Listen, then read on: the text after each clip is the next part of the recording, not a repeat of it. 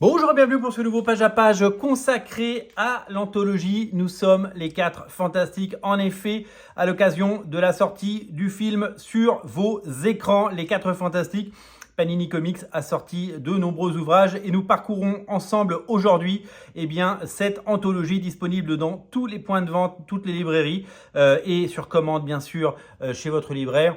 Vous allez pouvoir piocher et découvrir dans cette anthologie qui nous présente l'étendue du talent des créateurs qui ont travaillé sur les 4 Fantastiques, mais aussi les personnages, la chose, Ben Grimm, The Thing, Mister Fantastic, Reed Richards, la femme invisible, Sue Storm, Susan Storm, qui s'appelle aussi Jane Storm dans les versions françaises, et Johnny Storm, la Torche Humaine, Human Torch, les 4 Fantastiques, une famille, la première famille Marvel qui est donc au cinéma et qui est donc surtout dans les comics, puisque on le sait, à chaque sortie de film ou de série, on est ravi de découvrir de nombreuses sorties, ce qui fait évidemment le plaisir des fans de comics. Allons, découvrons cette anthologie. Une anthologie, vous le savez, c'est une compilation, une sélection des morceaux choisis d'histoires mythiques des personnages pour pouvoir découvrir et parcourir. Et si ça vous plaît, après, vous pouvez aller sur les autres titres conseillés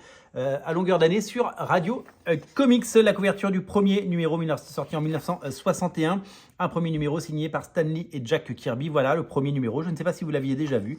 C'est le premier numéro des 4 Fantastiques qui est réédité dans sa version française avec le talent génial de Jack Kirby et les dialogues de Stan Lee. On voit comment ils ont été à l'époque contaminés par des rayons et comment ils ont développé leur pouvoir avec la manifestation de leurs pouvoirs et l'attaque du Moleman, de l'homme taupe, qui fait partie des premières sagas du personnage. Et donc on va découvrir toute une galerie de monstres et tout ce que les 4 Fantastiques ont toujours représenté est né dans ces pages-là. Et c'est vraiment un petit morceau d'histoire des comics qui vous est proposé. Donc de nombreux épisodes sont évidemment proposés. On a ensuite un annual. En fait, on a plusieurs épisodes de suite de Stan Lee et Jack Kirby, de plusieurs époques différentes, qui nous montrent les différentes facettes des personnages, avec le Docteur Fatalis évidemment, avec là ici un Jack Kirby. Regardez, la chose n'est plus du tout pas dessinée de la même façon que dans les premières pages. Vous voyez, là il était dessiné de façon assez sommaire et là là c'est le vrai style Kirby, c'est celui qu'on connaît avec évidemment son ancrage incroyable, avec ses Kirby Dots, ses Kirby Crackles. C'est tout ce qu'on aime en version comics, c'est tout ce qu'on aime évidemment, et je vous invite, si ce n'est pas déjà fait, à découvrir tout ça parce que ça fait vraiment partie de l'histoire des comics de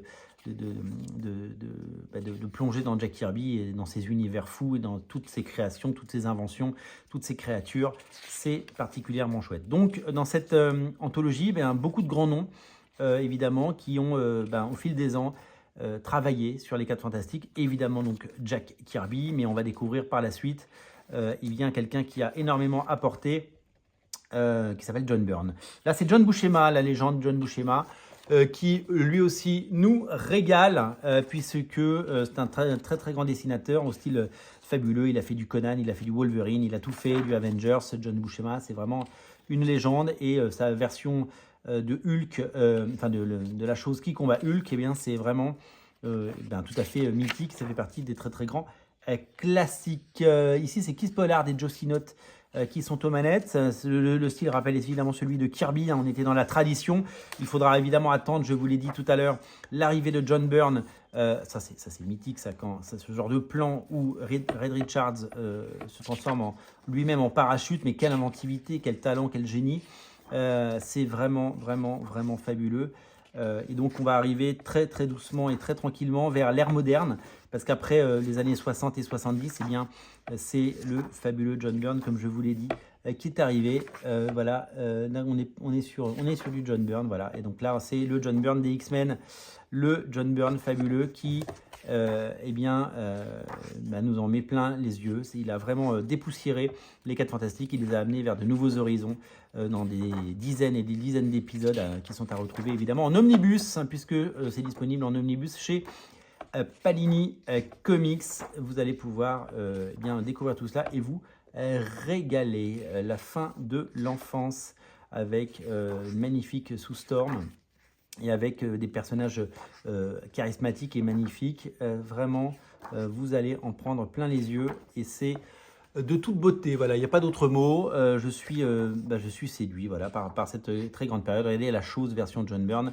C'est exceptionnel. Vraiment, bravo à eux, bravo à tous ces talents qui nous font rêver depuis de nombreuses générations.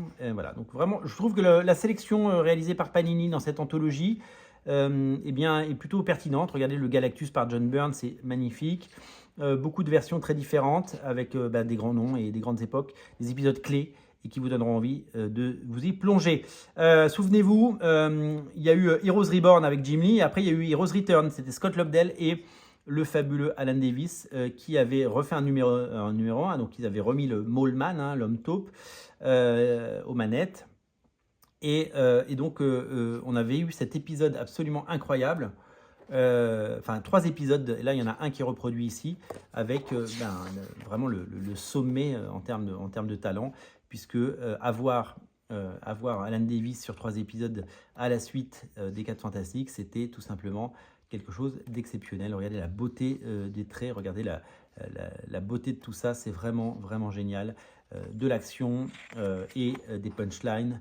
Voilà le savant mélange d'un Alan Davis au sommet de son art, vraiment. Ensuite, on enchaîne sur du Mike Wieringo et Mark Waid. Vous savez que les 2 tomes sont disponibles en poche. On en a parlé sur Radio Comics. Donc l'intégralité des épisodes de Mark Waid et Mike Wieringo qui ont modernisé énormément le run de Jack Kirby et Stan Lee, qui en ont fait quelque chose d'assez étonnant. Vraiment, ils en ont fait vraiment des merveilles. C'est disponible en 2 nomades. Là, on est sur l'époque Jonathan Hickman avec Steve Epting, et je crois que c'est l'épisode de la mort, parce que les personnages meurent tous et reviennent, vous le savez, dans les comics. C'est pas un spoiler. Je crois que c'est l'épisode de la mort de Johnny Storm qui se sacrifie à la fin de l'épisode et pour pouvoir évidemment sauver les autres. Et ça, c'est de toute beauté. Et on termine par un dernier épisode qui était l'anniversaire du Wedding Special, donc le mariage mythique des 4 Fantastiques. Voilà, pour un épisode qui nous replonge dans le passé. Voilà, donc une anthologie plutôt jolie et plutôt soignée. Un bel album pour débuter. Voilà. Si vous n'avez jamais rien lu des 4 Fantastiques, c'est une bonne façon, les anthologies, de commencer. Évidemment, vous pouvez suivre tous les autres conseils de Radio Comics. Il y a suffisamment d'émissions autour des 4 Fantastiques depuis plusieurs jours et depuis la sortie du film pour vous rendre compte de tout ça. Merci à tous d'être aussi nombreux à regarder Radio Comics. Merci pour votre fidélité. N'hésitez pas à vous abonner si ce n'est pas déjà fait. Et moi, je vous dis à très bientôt. Vive les comics. Salut!